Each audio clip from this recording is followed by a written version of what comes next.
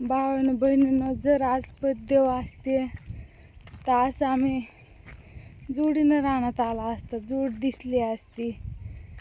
तर जितकं पहिलं काम करायला उल्हास होता, जितकं खुशी होती की रानात जाऊन स्वतः काम करावं म्हणून, आता तितकी खुशी नाही या काम करण्यासाठी.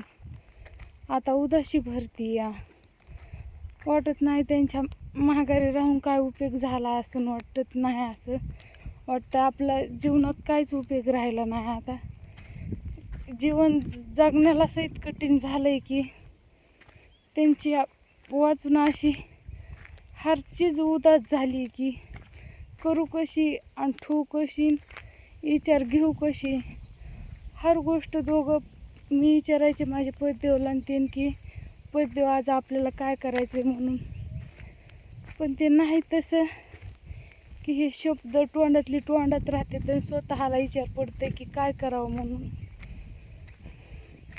जीवनातून जोडीदार गेले ना काय उपयोग नाही या, महाग जगण्याला अर्थ साहित नाही या.